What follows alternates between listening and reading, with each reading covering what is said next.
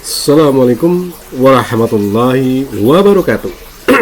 Sahabat kebun berkah dimanapun sahabat kebun berkah berada, jumpa lagi di channel Junediono Kebun Berkah, channel resmi kebun berkah, yaitu channel yang menginformasikan kepada sahabat kebun berkah semua tentang kehutanan, pertanian, perkebunan, wisata, terutama wisata alam Sukarobot, yaitu merupakan pelatihan terkait tentang robotik, programming, web design atau web programming, coding, dan animasi untuk putra putri sahabat kebun berkah ataupun cucu sahabat kebun berkah yang ingin mengembangkan hal tadi ya. Silakan bisa mendaftarkan diri di Sukarobot Academy. Insyaallah nanti di deskripsi video ini akan dituliskan alamat dari Sukarobot Academy beserta kontaknya sahabat kebun berkah. Dan kebun berkah juga memiliki saung ya, saung kebun berkah yang beralamat di Kampung Pasir Tengah, Desa Sukaharja, Kecamatan Cijeruk, Kabupaten Bogor. Silakan bagi sahabat kebun berkah yang ingin membeli atau bermain di saung kebun berkah, silahkan ya. Jangan lupa membeli tanaman hiasnya ya. Tanaman hiasnya murah tetapi tidak murahan. Channel Junediono Kebun Berkah juga menginformasikan kepada sahabat-sahabat kebun berkah terkait tentang kegiatan para petani ya, serta produk-produk yang dihasilkan oleh para petani, terutama petani-petani yang sudah bergabung di kebun berkah. Untuk itu mari kita ramaikan channel ini dengan cara subscribe, tonton, komen, like, dan share, serta join bersama kami. Ayo, jangan sampai ketinggalan. Baik sahabat kebun berkah, dimanapun sahabat kebun berkah berada, di pagi hari ini saya akan mencoba bicara tentang bambu sahabat kebun berkah.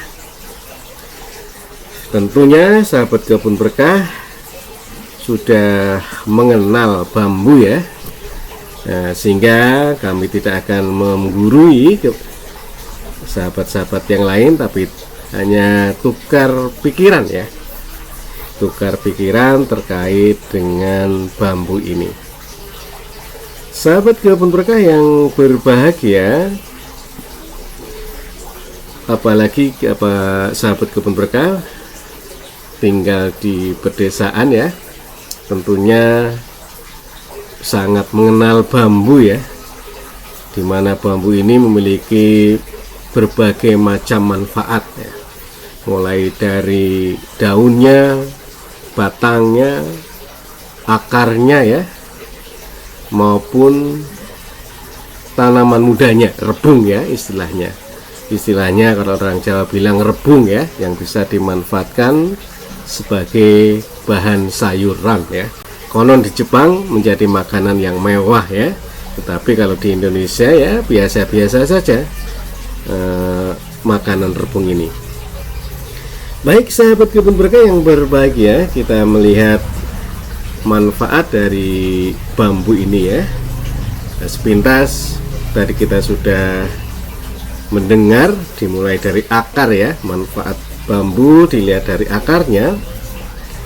Akar bambu sangat cocok sebagai filter terkait tentang keberadaan limbah beracun ya, sehingga tanaman bambu akan sering dijumpai sahabat kebun berkah di lokasi-lokasi kanan kiri sungai ya, karena tentu akan memberi manfaat untuk memfilter limbah-limbah beracun yang bisa jadi mengalir bersamaan dengan air ya, sehingga apabila di kanan kiri sungai sahabat kebun berkah menanam bambu, diharapkan akar bambu tadi bisa memfilter limbah beracun tadi, ya.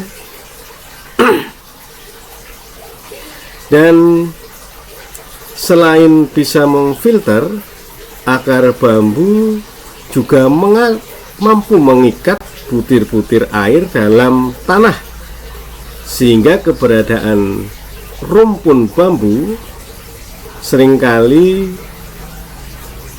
memunculkan sumber-sumber mata air yang baru, ya. Inilah luar biasa sekali ya sahabat kebun berkah, manfaat bambu dari akarnya memfilter limbah beracun serta mengikat air, ya, butir-butir air, dan memunculkan kembali sebagai mata air. Sahabat kebun berkah yang berbahagia, manfaat yang kedua dari bambu adalah dilihat dari batangnya, ya. Dan saya yakin sahabat kebun berkah sudah mengenal betul ya batang bambu, ya, karena batang bambu ini bisa digunakan untuk sebagai bermacam-macam produk, ya, mulai dari bahan bangunan, ya, bahan kerajinan, bahan pembuat perkakas rumah tangga, dan mungkin jadi ada manfaat-manfaat yang lain selain itu, ya. Ada juga bambu juga ada yang dimanfaatkan untuk alat musik, ya, seruling, angklung, ya, dan mungkin juga alat-alat musik yang lain, sahabat kebun berkah. Manfaat yang ketiga dari bambu adalah daun, sahabat kebun berkah. Di kalangan masyarakat pedesaan, daun bambu bisa digunakan sebagai alat pembungkus makanan atau masakan tradisional, ya. Jadi ada makanan-makanan yang kita bungkus, baik pada saat untuk menyimpan makanan yang sudah jadi atau saat memasaknya, sahabat kebun berkah. Ya, ada di daerah-daerah pedesaan yang menggunakan daun bambu sebagai alat atau sebagai bahan untuk memasak, ya, sahabat kebun berkah. Sahabat kebun berkah yang berbahagia, manfaat yang keempat dari bambu adalah tadi, ya, rebung, ya. Rebung bambu merupakan tunas bambu yang muncul dari dalam tanah yang tumbuh dari rimpang atau rizoma bambu. Umumnya rebung masih diselubungi oleh pelepah daun yang ditutupi bulu-bulu halus berwarna kehitaman. Dan rebung ada yang berbentuk ramping sampai agak membulat, mencapai tinggi hingga 30 cm. Dan rebung ini digunakan sebagai bahan sayuran, ya. Dan di Jepang konon menjadi sayuran yang mahal, sahabat kebun berkah. Namun ingat, tidak semua bambu bisa dijadikan rebung, ya. Hanya bambu-bambu tertentu seperti bambu ater dan bambu petung, ya. Dua bambu ini yang memiliki rebung atau tanaman mudanya yang dirasa bisa dimanfaatkan sebagai sayuran segar, ya. Jadi ingat, tidak semua bambu bisa diambil rebungnya. Baik sahabat kebun berkah yang berbahagia dimanapun sahabat kebun berkah berada, lalu kita membicarakan sedikit, ya, tentang bagaimana membudidayakan bambu ini sih, ya. Untuk membudidayakan bambu kita harus paham betul kondisi, lokasi ataupun iklim yang cocok dengan tanaman bambu ini. Bambu dapat tumbuh dengan baik pada dataran rendah sampai dengan dataran tinggi dengan ketinggian 0 sampai 2000 mm 2000 meter di atas permukaan laut. Dan bambu merupakan tanaman yang menyukai tempat terbuka dan terkena sinar matahari secara langsung. Tanaman bambu akan semakin tumbuh baik dimanapun ya, sesuai iklim Smith-Ferguson, bahwa tanaman bambu bisa tumbuh di tipe A, B, C, D, bahkan sampai dengan E, atau dari iklim yang basah sampai dengan iklim yang kering, sahabat kebun berkah. Semakin basah tipe iklimnya, makin banyak jenis bambu yang dapat tumbuh dengan baik ya.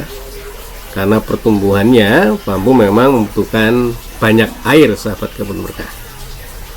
Curah hujan yang dibutuhkan untuk tanaman bambu minimal adalah 1000 mm per tahun. Dengan kelembaban udara yang dikehendaki minimum adalah 80%. Lingkungan yang memiliki suhu antara 8,8 sampai dengan 36 derajat Celcius ya, sahabat kebun berkah. Untuk tanah, bambu juga bisa tumbuh di berbagai kondisi tanah ya, mulai dari tanah berat sampai dengan tanah ringan, tanah kering sampai dengan tanah becek, dari tanah yang subur sampai yang tanah yang tandus ya. Namun ada beberapa literatur yang mengatakan bahwa bambu ini akan lebih menyukai pada jenis tanah campuran ya, antara latosol coklat dengan regosol kelabu serta andosol coklat kekuningan, dan dapat tumbuh baik pada pH 5,0 sampai dengan 6,5.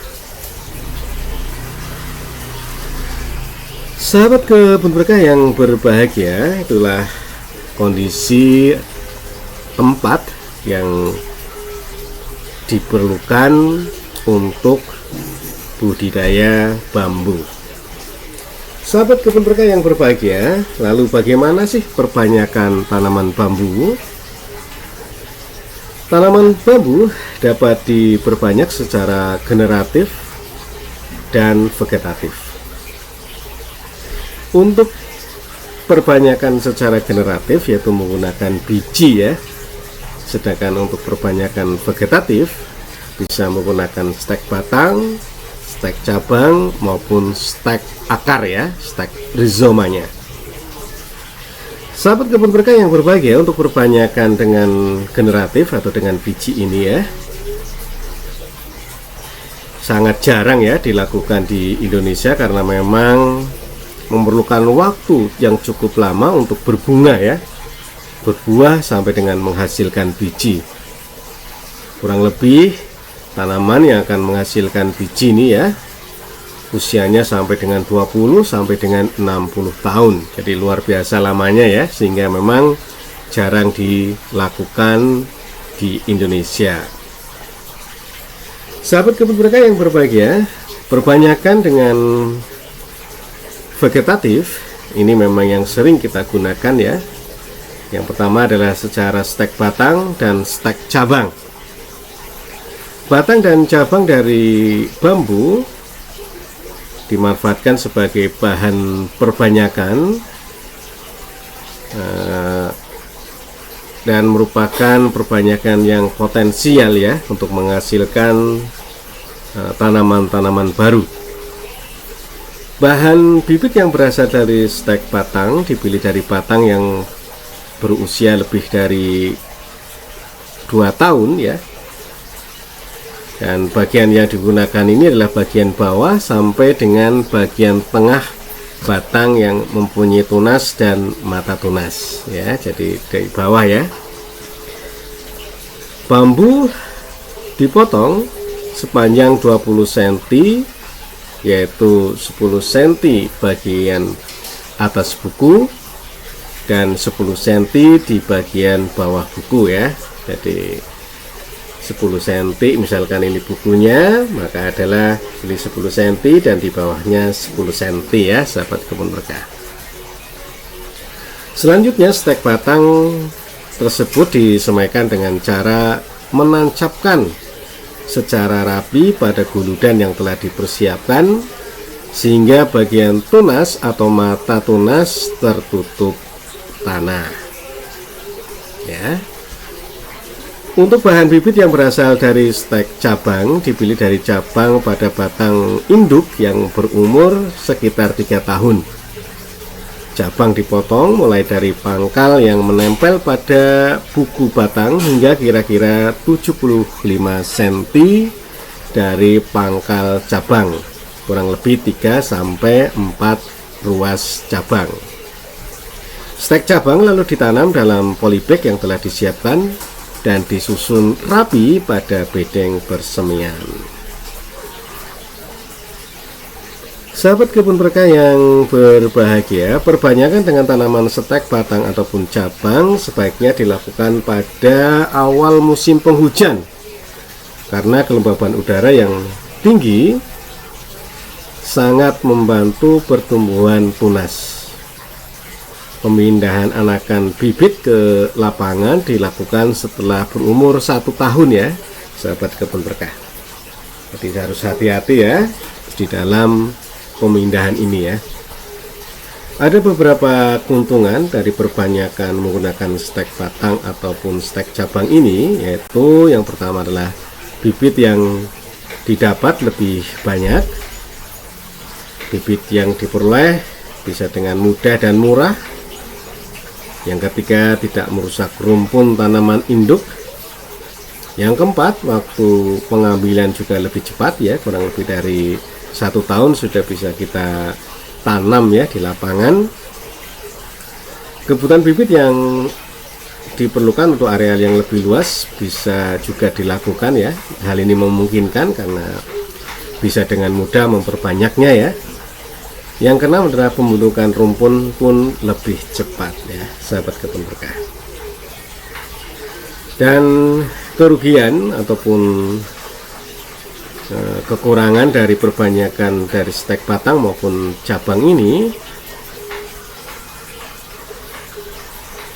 memiliki daya percepatan tumbuh yang kurang bila dibandingkan dengan cara vegetatif yang ketiga ya tadi ya, stek akar, nanti kita ceritakan ya.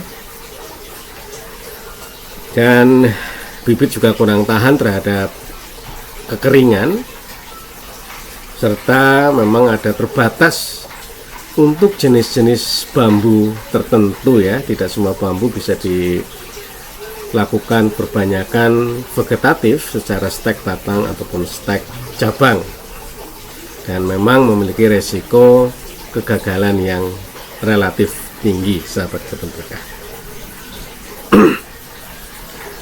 Sahabat kebun berkah yang berbahagia, perbanyakan yang ketiga secara vegetatif adalah melakukan stek akar atau stek rizoma.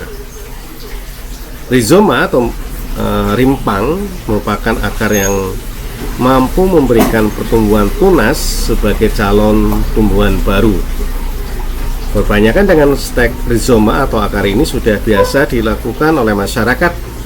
Dengan cara ini, bibit bambu hasil stek rizoma bisa langsung ditanam di lapangan dan tidak membutuhkan perlakuan di persemaian ya, ini sahabat kebun berkah.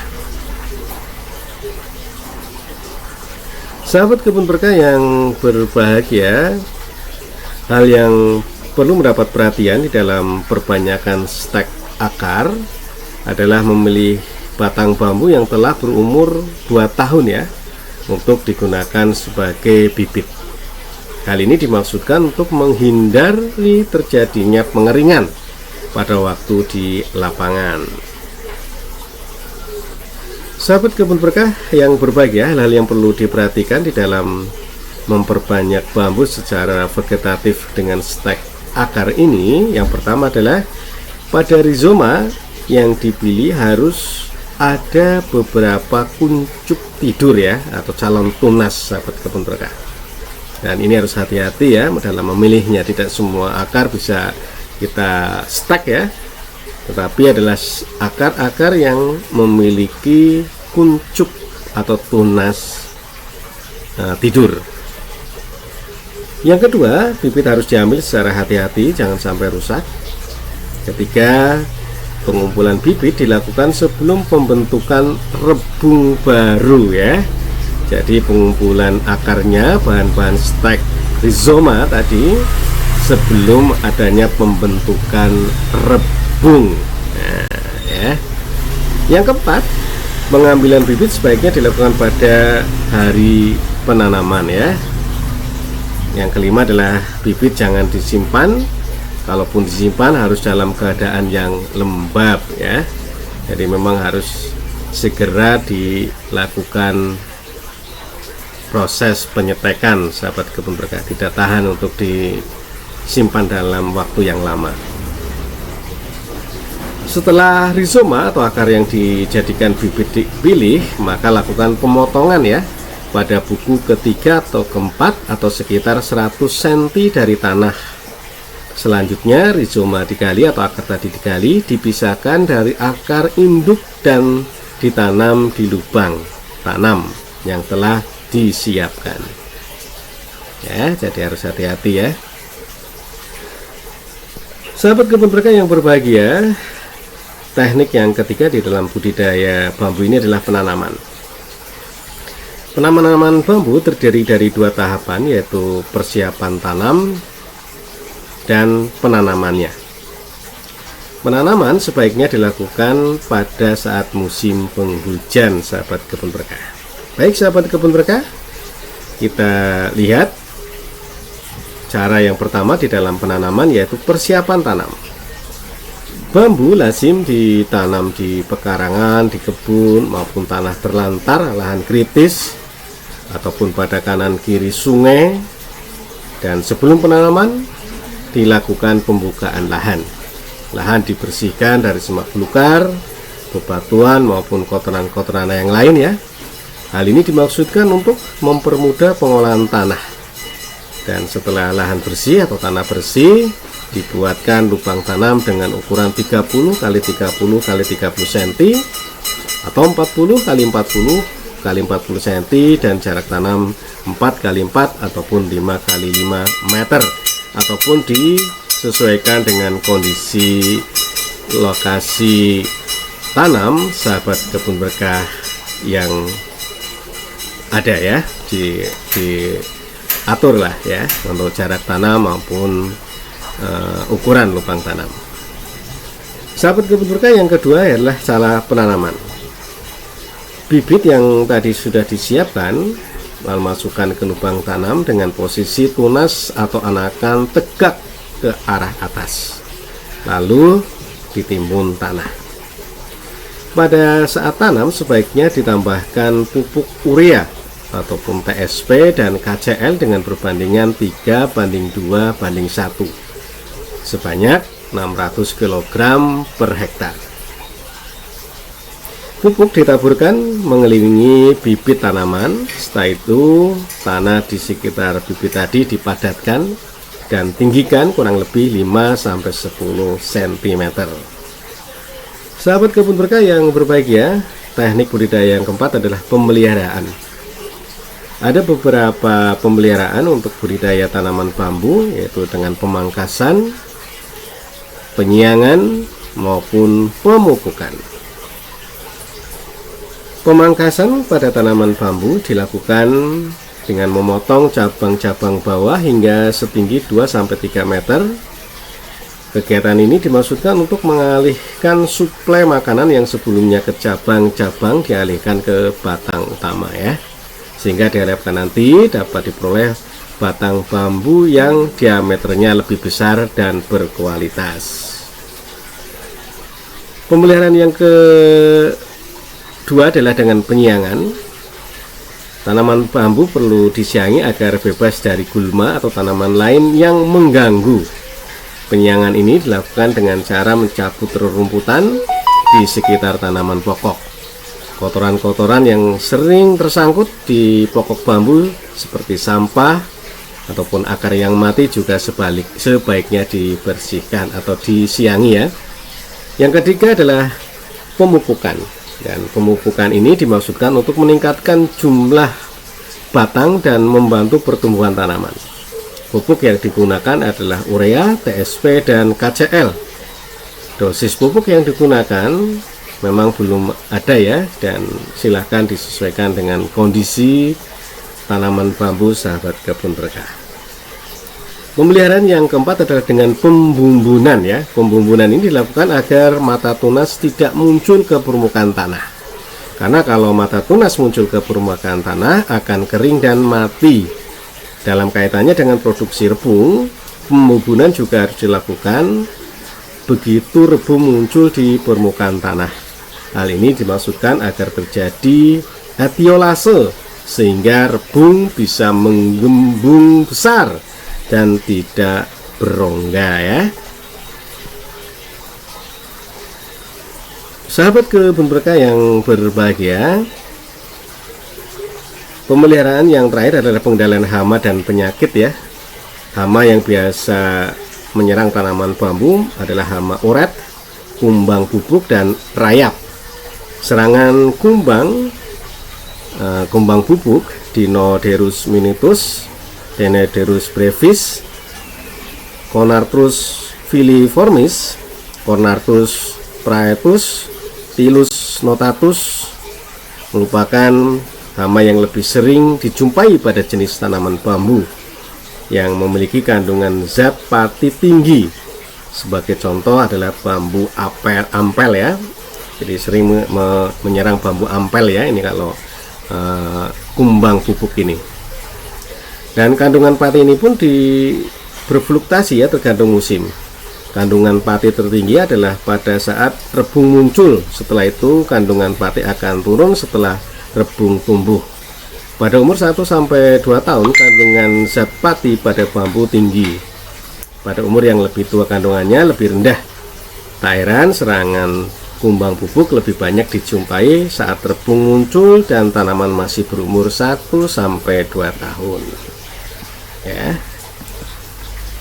Sahabat kebun berkah yang berbahagia, apabila tanaman bambu ini diserang kumbang bubuk, maka